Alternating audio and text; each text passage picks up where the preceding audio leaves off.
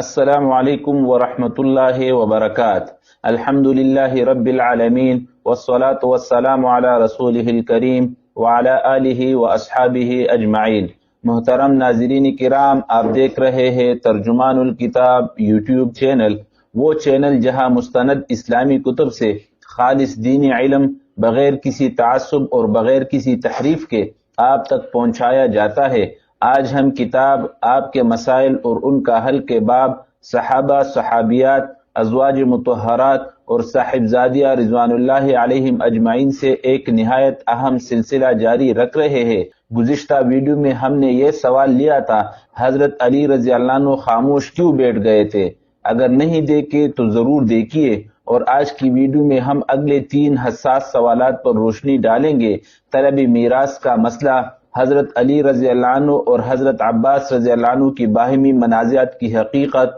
اور لاٹھی کی حکومت کا مطلب اور اس سے متعلق شبہات کا ازالہ۔ آج کی قسط دلائل، روایات اور اہل سنت کے مضبوط موقف پر مبنی ہوگی، لہٰذا گزارش ہے کہ آخر تک ضرور ساتھ رہیے گا تاکہ بری بات کھل کر سمجھ آئے۔ اب میں کتاب سے اصل عبارت پیش کرتا ہوں۔ نمبر 2، طلبی میراث۔ جہاں تک بار بار ترکہ مانگنے کا تعلق ہے، یہ محض غلط فہمی ہے۔ ایک بار صدیقی دور میں حضرت عباس رضی اللہ عنہ اور حضرت فاطمہ رضی اللہ عنہا نے ترکہ ضرور مانگا تھا، اور بلا شبہ یہ ان کی اجتہادی رائے تھی جس میں وہ معذور تھے، اسے اپنا حق سمجھ کر مانگ رہے تھے۔ اس وقت نص نبوی لا نورث ما ترکناہ صدقہ، ترجمہ ہماری وراثت جاری نہیں ہوتی، جو کچھ ہم چھوڑ کر جائے وہ صدقہ ہے، کا یا تو ان کو علم نہیں ہوگا یا ممکن ہے کہ حادثہ وصال نبوی کی وجہ سے ان کو ذہول ہو، جس طرح اس وقت پر حضرت عمر رضی اللہ عنہ کو آیت وما محمد الا رسول سے ذہول ہو گیا تھا، اور حضرت ابوبکر صدیق رضی اللہ عنہ نے جب یہ آیت دیگر آیات کے ساتھ برسر ممبر تلاوت فرمائی تو انہیں ایسا محسوس ہوا گویا یہ آیت آج ہی نازل ہوئی تھی۔ الغرض ان اکابر کا ترکہ طلب کرنا نہ مال کی حرص کی بنا پر تھا، اور نہ یہ ثابت ہے کہ حضرت ابوبکر صدیق رضی اللہ عنہ سے اس ارشادی نبوی سننے کے بعد انہوں نے دوبارہ کبھی مطالبہ دہرایا ہو، یا انہوں نے اس حدیث میں حضرت ابوبکر رضی اللہ عنہ سے کوئی منازعات فرمائی ہو۔ قاضی ابوبکر بن العربی رحمۃ اللہ علیہ لکھتے ہیں، العواسم صفحہ 48، ترجمہ، اور حضرت صدیق رضی اللہ عنہ نے حضرت فاطمہ، علی اور عباس رضی اللہ عنہم سے فرمایا کہ رسول اللہ صلی اللہ علیہ وسلم نے فرمایا ہے کہ ہماری وراثت جاری نہیں ہوتی، ہم جو کچھ چھوڑ جائے وہ صدقہ ہے۔ تب دیگر صحابہ رضی اللہ عنہم نے بھی یہ حدیث ذکر کی۔ اس کے حاشیے میں شیخ محب الدین الخطیب رحمہ اللہ لکھتے ہیں، صفحہ 48، ترجمہ، شیخ الاسلام ابن تیمیہ رحمۃ اللہ علیہ منہاج السنہ جلد 2 صفحہ 158 میں لکھتے ہیں کہ آن حضرت صلی اللہ علیہ وسلم کا یہ ارشاد ہے کہ ہماری وراثت جاری نہیں ہوتی، ہم جو کچھ چھوڑ جائے وہ صدقہ ہے۔ آن حضرت صلی اللہ علیہ وسلم سے مندرجہ ذیل حضرات روایت کرتے ہیں، حضرات ابوبکر، عمر، عثمان، علی، طلحہ، زبیر، سعد، عبد الرحمن بن عوف، عباس بن عبد المطلب، ازواج مطہرات اور ابو ہریرہ رضی اللہ عنہم، اور ان حضرات کی احادیث صحاح اور مسانید میں ثابت ہے۔ اس سے واضح ہے کہ حدیث لا نورث ما ترکنا صدقہ کہ خود حضرت علی اور حضرت عباس رضی اللہ عنہما بھی روایت کرتے ہیں، اس لیے یا تو ان کو اس سے پہلے اس حدیث کا علم نہیں ہوگا یا وقتی طور پر ذہول ہو گیا ہوگا، اور یہ بھی احتمال ہے کہ اس حدیث کو مفہوم میں کچھ اشتباہ ہوا ہو اور وہ اس کو صرف منقولات کے بارے میں سمجھتے ہو۔ بہرحال حضرت ابوبکر رضی اللہ عنہ کے متنبہ کر دینے کے بعد انہوں نے نہ اس حدیث میں کوئی جرح و قدح فرمائی، نہ حضرت ابوبکر رضی اللہ عنہ سے منازعات کی، بلکہ اپنے موقف سے دستبردار ہو گئے، اور یہ ان مومنین قانتین کی شان ہے جن میں نفسانیت کا کوئی شائبہ نہیں ہوتا۔ الغرض بار بار ترکہ مانگنے کی جو نسبت ان اکابر کی طرف سوال میں کی گئی ہے وہ صحیح نہیں۔ ایک بار انہوں نے مطالبہ ضرور کیا تھا جس میں معذور تھے، مگر وضوح دلیل کے بعد انہوں نے حق کے آگے سر تسلیمی خم کر دیا۔ البتہ انہوں نے حضرت عمر رضی اللہ عنہ کی ابتدائی دور خلافت میں یہ درخواست ضرور کی تھی کہ ان اوقاف نبویہ کی تولیت ان کی سپرد کر دی جائے۔ حضرت عمر رضی اللہ عنہ کو اولاً اس میں کچھ تعامل ہوا، لیکن بعد میں ان کے رائے بھی یہی ہوئی اور یہ اوقاف ان کی تحویل میں دے دیے گئے۔ بعد میں ان اوقاف کے انتظامی امور میں ان کے درمیان منازعات کی نوبت آئی تو حضرت عباس رضی اللہ عنہ نے حضرت علی رضی اللہ عنہ کی شکایت کی، جس کا تذکرہ سوال سوم میں کیا گیا ہے، اور حضرت عمر رضی اللہ عنہ سے یہ درخواست کی کہ یہ اوقاف تقسیم کر کے دونوں کی الگ الگ تولیت میں دے دیے جائے۔ حضرت عمر رضی اللہ عنہ نے یہ درخواست مسترد فرما دی۔ صحیح بخاری میں مالک بن اوس بن حسان رضی اللہ عنہ کی طویل روایت کئی جگہ ذکر کی گئی ہے۔ باب فرض الخمس میں ان کی روایت کے متعلقہ الفاظ یہ ہے: بخاری باب فرض الخمس جلد 1 صفحہ 436۔ ترجمہ: حضرت عمر رضی اللہ عنہ نے فرمایا، پھر تم دونوں میرے پاس آئے، درآن حالی کہ تمہاری بات ایک تھی اور تمہارا معاملہ ایک تھا۔ اے عباس، تم میرے پاس آئے، تم مجھ سے اپنے بھتیجے یعنی آن حضرت صلی اللہ علیہ وسلم کے مال سے حصہ مانگ رہے تھے، اور یہ صاحب یعنی علی رضی اللہ عنہ اپنی بیوی کا حصہ ان کے والد کے مال سے مانگ رہے تھے۔ پس میں نے تم سے کہا کہ آن حضرت صلی اللہ علیہ وسلم کا ارشاد ہے کہ ہماری وراثت جاری نہیں ہوتی، ہم جو کچھ چھوڑ جائے وہ صدقہ ہے۔ پھر میری رائے ہوئی کہ یہ اوقاف تمہارے سپرد کر دیے جائے، چنانچہ میں نے تم سے کہا کہ اگر تم چاہو تو میں تمہارے سپرد کیے دیتا ہوں، مگر تم پر اللہ تعالیٰ کا عہد و میثاق ہوگا کہ تم ان میں وہی معاملہ کرو گے جو رسول اللہ صلی اللہ علیہ وسلم کیا کرتے تھے، اور جو ابو بکر رضی اللہ عنہ نے کیا، اور جو میں نے کیا۔ جب سے یہ میری تولیت میں آئے تم نے کہا کہ ٹھیک ہے، یہ آپ ہمارے سپرد کر دیجئے، چنانچہ اسی شرط پر میں نے یہ اوقاف تمہارے سپرد کیے۔ پھر حاضرین سے مخاطب ہو کر فرمایا کہ میں تمہیں اللہ کی قسم دے کر پوچھتا ہوں، کیا میں نے اسی شرط پر ان کے سپرد کیے تھے یا نہیں؟ سب نے کہا جی ہاں۔ پھر حضرت علی اور حضرت عباس رضی اللہ عنہما سے فرمایا، میں تمہیں اللہ تعالیٰ کی قسم دے کر پوچھتا ہوں، کیا میں نے یہ اوقاف اسی شرط پر تمہارے تحویل میں دیے تھے یا نہیں؟ دونوں نے کہا جی ہاں، اسی شرط پر دیے تھے۔ فرمایا، اب تم مجھ سے اور فیصلہ چاہتے ہو کہ دونوں کو الگ الگ حصہ تقسیم کر کے دے دوں؟ پس قسم ہے اس اللہ تعالیٰ کی جس کے حکم سے زمین و آسمان قائم ہے، میں اس کے سوا تمہارے درمیان کوئی فیصلہ نہیں کروں گا۔ اب اگر تم ان اوقاف کی تولیت سے عاجز آ گئے ہو تو میرے سپرد کر دو، میں ان کے معاملے میں تمہاری کفایت کروں گا۔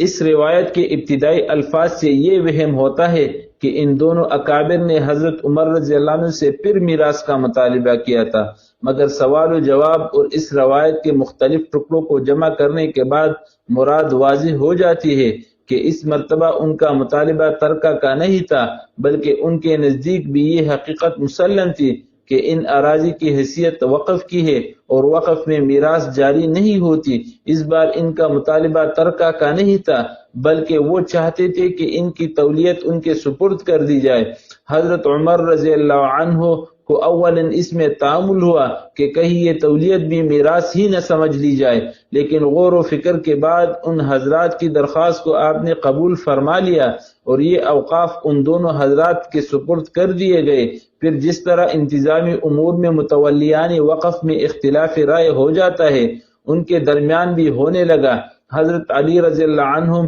علم و فقاہت میں چونکہ فائق تھے، اس لیے وہ اپنی رائے کو ترجیح دیتے تھے، گویا عملی طور پر بیشتر تصرف ان اوقاف میں حضرت علی رضی اللہ عنہ کا چلتا تھا اور حضرت عباس رضی اللہ عنہ کے تصرفات مغلوب تھے۔ اس سے ان کو شکایت پیدا ہوئی اور انہوں نے دوبارہ حضرت عمر رضی اللہ عنہ سے مطالبہ کیا کہ ان اوقاف کو تقسیم کر کے ہر ایک کا زیر تصرف حصہ الگ کر دیا جائے۔ حضرت عمر رضی اللہ عنہ نے یہ مطالبہ تسلیم نہیں کیا، بلکہ یہ فرمایا کہ یا تو اتفاق رائے سے دونوں اس کا انتظام چلاؤ، ورنہ مجھے واپس کر دو، میں خود ہی اس کا انتظام کر لوں گا۔ اور اعلیٰ سبیل التنزل یہ فرض کر لیا جائے کہ یہ حضرات حضرت عمر رضی اللہ عنہ کی خدمت میں بھی پہلی بار طلب ترکہ ہی کے لیے آئے تھے، تب بھی ان کے موقف پر کوئی علمی اشکال نہیں اور نہ ان پر مال و دولت کے حرص کا الزام عائد کرنا ہی درست ہے، بلکہ یوں کہا جائے گا کہ ان کو حدیث کی تعویل میں اختلاف تھا۔ جیسا کہ بخاری شریف کی حاشیہ میں اس کی تفصیل ذکر کی گئی ہے۔ شرح اس کی یہ ہے کہ حدیث لا نورث ما ترکناہ صدقہ تو ان کے نزدیک مسلم تھی، مگر وہ اس کو صرف منقولات کے حق میں سمجھتے تھے۔ حضرت ابو بکر رضی اللہ عنہ نے اس کو منقولات و غیر منقولات سب کے حق میں عام قرار دیا۔ بلا شبہ حضرت صدیق اکبر رضی اللہ عنہ نے حدیث کا جو مطلب سمجھا وہی صحیح تھا، لیکن جب تک ان حضرات کو اس مفہوم پر شرح صدر نہ ہو جاتا ان کو اختلاف کرنے کا حق حاصل تھا۔ اس کی نظیر مانعین زکوٰۃ کے بارے میں حضرات شیخین رضی اللہ عنہما کا مشہور مناظرہ ہے۔ حضرت عمر رضی اللہ عنہ حضرت صدیق اکبر رضی اللہ عنہ سے بار بار کہتے تھے، صحیح بخاری جلد 1 صفحہ 188 ترجمہ، آپ ان لوگوں سے کیسے قتال کر سکتے ہیں جبکہ رسول اللہ صلی اللہ علیہ وسلم کا ارشاد ہے کہ مجھے حکم ہوا ہے کہ میں لوگوں سے قتال کروں یہاں تک کہ وہ لا الہ الا اللہ کے قائل ہو جائے۔ پس جو شخص اس کلمے کا قائل ہو گیا اس نے مجھ سے اپنا مال اور اپنی جان محفوظ کر لی مگر حق کے ساتھ، اور اس کا حساب اللہ تعالیٰ کے ذمے ہے۔ یہاں حضرت عمر رضی اللہ عنہ کو ایک حدیث کا مفہوم سمجھنے میں دقت پیش آ رہی ہے، اور وہ حضرت صدیق رضی اللہ عنہ کے موقف کو خلافی حدیث سمجھ کر ان سے بحث و اختلاف کرتے ہیں، تاان کہ اللہ تعالیٰ نے ان پر بھی ارشاد نبوی کا وہ مفہوم کھول دیا جو حضرت صدیق اکبر رضی اللہ عنہ پر کھلا تھا۔ جب تک انہیں شرح صدر نہیں ہوا انہوں نے حضرت صدیق اکبر رضی اللہ عنہ سے نہ صرف اختلاف کیا بلکہ بحث و مناظرہ تک نوبت پہنچی۔ ٹھیک اسی طرح ان حضرات کو بھی حدیث لا نورث ما ترکناہ صدقہ میں جب تک شرح صدر نہیں ہوا کہ اس کا مفہوم وہی ہے جو حضرت صدیق اکبر رضی اللہ عنہ نے سمجھا، تب تک ان کو اختلاف کا حق تھا اور ان کا مطالبہ ان کے اپنے اجتہاد کے مطابق بجا اور درست تھا، لیکن بعد میں ان کو بھی حضرت عمر رضی اللہ عنہ کی طرح شرح صدر ہو گیا اور انہوں نے حضرت ابو بکر رضی اللہ عنہ کے موقف کو صحیح اور درست تسلیم کر لیا، جس کی واضح دلیل یہ ہے کہ حضرت علی کرم اللہ وجہہ نے اپنے دور خلافت میں ان اوقاف کی حیثیت میں کوئی تبدیلی نہیں فرمائی بلکہ ان کی جو حیثیت حضرت صدیق اکبر رضی اللہ عنہ متعین کر گئے تھے اسی کو برقرار رکھا۔ اگر ان کو حضرت صدیق اکبر رضی اللہ عنہ کے موقف پر شرح صدر نہ ہوا ہوتا تو ان اوقاف کی حیثیت تبدیل کرنے سے انہیں کوئی چیز مانع نہ ہوتی۔ خلاصہ یہ کہ مطالبہ ترکہ ان حضرات کی طرف سے ایک بار ہوا، بار بار نہیں، اور اس کو مال و دولت کی حرص سے تعبیر کرنا کسی طرح بے زیبا نہیں، اس کو اجتہادی رائے کہہ سکتے ہیں، اور اگر وہ اس سے رجوع نہ بھی کرتے تب بھی لائق ملامت نہ تھے۔ اب جب کہ انہوں نے اس سے رجوع بھی کر لیا تو یہ ان کی بے نفسی و الہیت کی ایک اعلیٰ ترین مثال ہے۔ اس کے بعد بھی ان حضرات پر لب کشائی کرنا نقص علم کے علاوہ نقص ایمان کی بھی دلیل ہے۔ نمبر 3، حضرت علی اور حضرت عباس رضی اللہ عنہما کی باہمی منازعات۔ اس منازعات کا منشا اوپر ذکر کیا جا چکا ہے اور اسی سے یہ بھی معلوم ہو چکا ہے کہ یہ منازعات کسی نفسانیت کی وجہ سے نہیں تھی، نہ مال و دولت کی حرص سے اس کا تعلق ہے، بلکہ اوقاف کے انتظام و انصرام میں رائے کے اختلاف کی بنا پر حضرت عباس رضی اللہ عنہ کو حضرت علی رضی اللہ عنہ سے وقتی طور پر شکایت پیدا ہو گئی تھی، اور جیسا کہ پہلے عرض کیا جا چکا ہے ایسا اختلاف رائے نہ مذموم ہے نہ فضل و کمال کے منافی ہے۔ جہاں تک حضرت عباس رضی اللہ عنہ کے ان الفاظ کا تعلق ہے جو سوال میں نقل کیے گئے ہیں اور جن کے حوالے سے نعوذ باللہ ان پر اخلاقی پستی کا فتویٰ صادر کیا گیا ہے، تو سائل نے یہ الفاظ تو دیکھ لیے مگر یہ نہیں سوچا کہ یہ الفاظ کس نے کہے تھے، کس کو کہے تھے، اور ان دونوں کے درمیان خردی و بزرگی کا کیا رشتہ تھا۔ اور عجیب تر یہ کہ قاضی ابو بکر بن العربی رحمۃ اللہ علیہ کی جس کتاب کے حوالے سے الفاظ نقل کیے گئے ہیں اسی کتاب میں خود موصوف نے جو جواب دیا ہے اسے بھی نظر انداز کر دیا گیا۔ ابو بکر بن العربی رحمہ اللہ العواصم میں حضرت عباس رضی اللہ عنہ کے ان الفاظ کو نقل کر کے لکھتے ہیں، صفحہ 193، طبعہ بیروت، ترجمہ، ہم کہتے ہیں کہ حضرت علی رضی اللہ عنہ کے بارے میں حضرت عباس رضی اللہ عنہ کے الفاظ بیٹے کے حق میں باپ کے الفاظ ہے جو سر آنکھوں پر رکھے جاتے ہیں اور سبیل مغفرت میں صرف کیے جاتے ہیں۔ بڑے اگر چھوٹوں کے حق میں ایسے الفاظ استعمال کرے تو انہیں لائق مغفرت اور صلح رحمی پر محمول کیا جاتا ہے، چی جائے کہ باپ کے الفاظ بیٹے کے حق میں۔ اور العواصم ہی کے حاشیے میں فتح الباری جلد 6 صفحہ 125 کے حوالے سے لکھتے ہیں، صفحہ 132 طبع بیروت۔ ترجمہ: حافظ ابن حجر رحمۃ اللہ علیہ فرماتے ہیں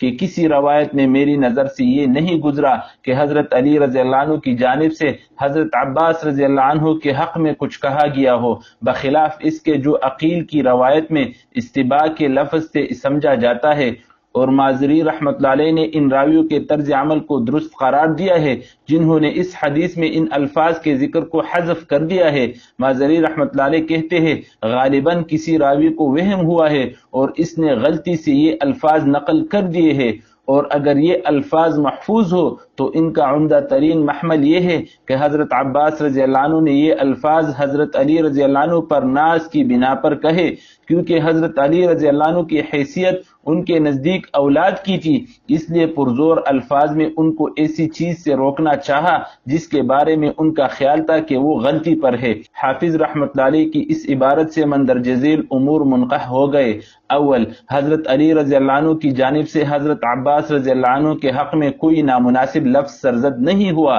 اور عقیل کی روایت میں استباع کے لفظ سے جو اس کا وہم ہوتا ہے وہ صحیح نہیں۔ دوئم، حضرت عباس رضی اللہ عنہ کے جو الفاظ حضرت علی رضی اللہ عنہ کے حق میں نقل کیے گئے ہیں ان میں بھی راویوں کا اختلاف ہے، بعض ان کو نقل کرتے ہیں اور بعض نقل نہیں کرتے۔ حافظ رحمۃ اللہ علیہ مازری رحمۃ اللہ علیہ کے حوالے سے ان راویوں کی تصویب کرتے ہیں جنہوں نے یہ الفاظ نقل نہیں کیے، جن راویوں نے نقل کیے ہیں ان کا تختیہ کرتے ہیں اور اسے کسی راوی کا وہم قرار دیتے ہیں۔ سوئم، بالفرض یہ الفاظ محفوظ بھی ہو تو حضرت علی رضی اللہ عنہ کی حیثیت چونکہ حضرت عباس رضی اللہ عنہ کے سامنے بیٹے کی ہے، اور والدین اولاد کے حق میں اگر ازراہ عتاب ایسے الفاظ استعمال کرے تو ان کو بزرگانہ ناز پر محمول کیا جاتا ہے، نہ کوئی عقل مند ان الفاظ کو ان کی حقیقت پر محمول کیا کرتا ہے، اور نہ والدین سے ایسے الفاظ کے صدور کو لائق ملامت تصور کیا جاتا ہے۔ اس لیے حضرت عباس رضی اللہ عنہ کے یہ الفاظ بزرگانہ ناز پر محمول ہے۔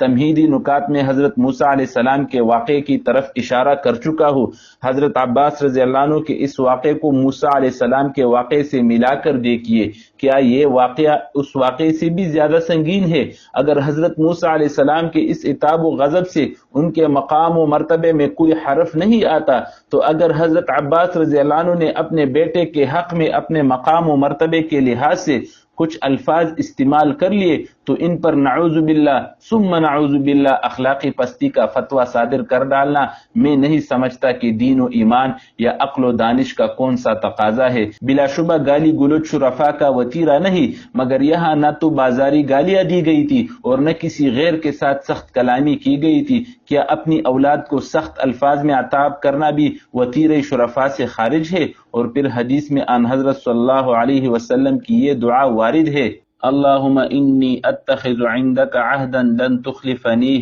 فانما انا بشر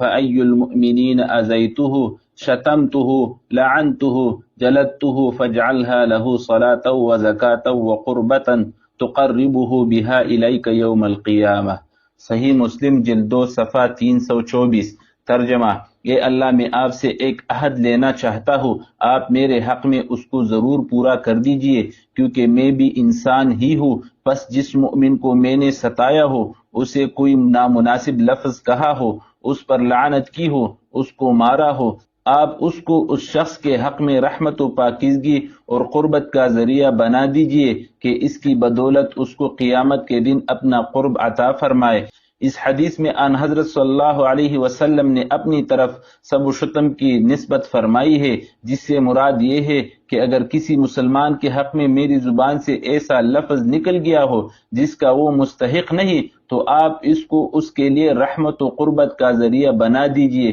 کیا اس کا ترجمہ گالی گلوچ کر کے نعوذ باللہ آپ صلی اللہ علیہ وسلم پر بھی اخلاقی پستی کی تہمت دری جائے گی اور اسے وتیرہ شرفاء کے خلاف کہا جائے گا؟ حق تعالی شانہ سخن فہمی اور مرتبہ شناسی کی دولت سے کسی مسلمان کو محروم نہ فرمائے۔